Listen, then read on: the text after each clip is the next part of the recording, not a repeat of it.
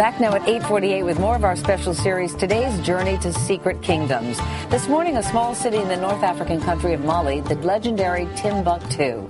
NBC's chief foreign correspondent Richard Engel is here with more. Richard, good morning to you. Isn't it great just saying it? Timbuktu. Yeah. This city exists and it has a fascinating history. Throughout the Middle Ages, Timbuktu was a very wealthy city. It dominated trade across the Sahara. It's right on the edge of the Sahara Desert. So anything that needed to be moved from the south of the Sahara to the north went through Timbuktu.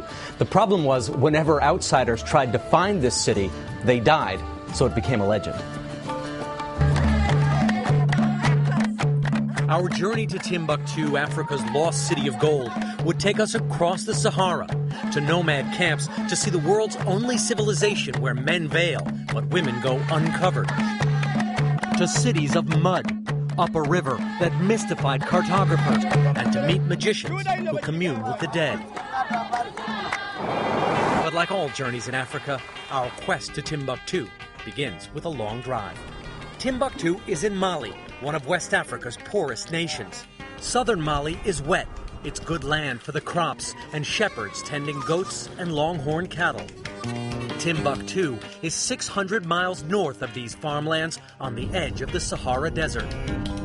But on our way, there are other wonders too tempting to pass. Like the city of Djenné. Its name means paradise, but everything in Djenné, including the Great Mosque, is made of mud. It's market day when we arrive. Stalls are full. A local sorcerer is out, performing sleight of hand tricks for a few coins. In an ancient tradition, these markets move from town to town. The caravans of sellers traveling hundreds of miles. It's such a central part of life that when the market finally arrives, everyone in the village stops working and comes out to shop.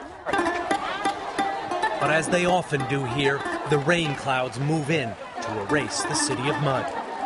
The vendors scatter. We push on too, continuing north, on to Timbuktu. About halfway up Mali, the farmlands turn into vast open plains, framed by high cliffs. We'd come to this remote land to see one of the last tribes in Mali that still practices a form of voodoo. But even in this place of magic and tradition, at least one American is well known. The people who live here are called the Dogons. They moved out of the plains and into these cliffs about 700 years ago to escape conversion to Islam.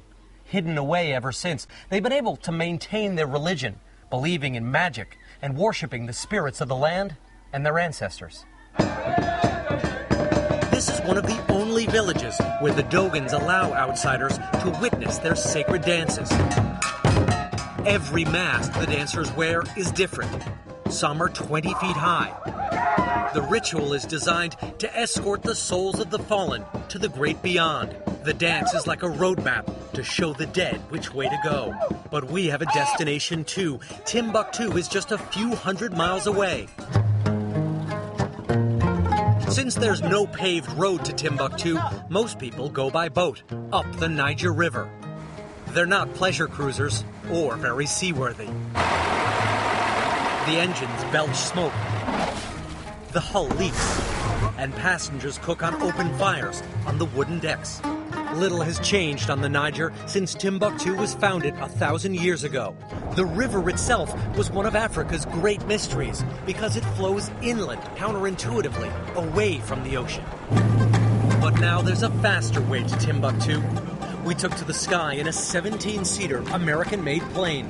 The pilot for Air Mali is a Canadian out of work at home because of the global recession. Finally, we land at Timbuktu Airport and meet our guide, a Tuareg named Khalid. Nice to see you, Richard. He whisks us to his camp on the outskirts of Timbuktu and welcomes us with a dance.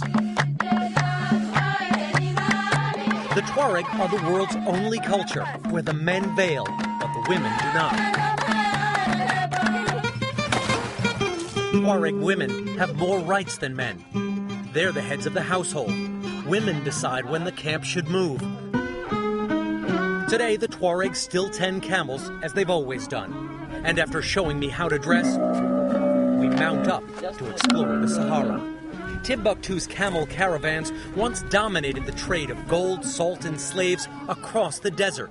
It made Timbuktu rich beyond measure. In 1326, Timbuktu's most famous king, Mansa Musa, wanted to impress the world. He traveled by caravan through the desert across Egypt, laden with gold. When he arrived, word of his incredible wealth quickly spread, and Europeans wanted to know, where was Timbuktu, this mysterious city of gold? It would take them another 500 years to find it. At a communal well, the Tuareg water the camels for the first time in 3 days. They don't like being denied a drink. Some North Africans say the souls of the damned speak through camels. The next morning, we make it to the center of Timbuktu. Mansa Musa would be disappointed. The mosques he commissioned still stand, and nearby, children gather to memorize the Quran. But the caravans of gold are gone. All that's left of the once fabled trade route are a few cellars of salt. But there is now an effort underway to preserve Timbuktu's cultural heritage. It's the first revival here in 500 years. At its peak, Timbuktu had the greatest libraries in Africa. Foreign donors are now paying to restore the city's 100,000 surviving manuscripts on religion, mathematics, and law. It takes a month to repair a single book. But this city of legend, lost and then rediscovered, is slowly being reborn.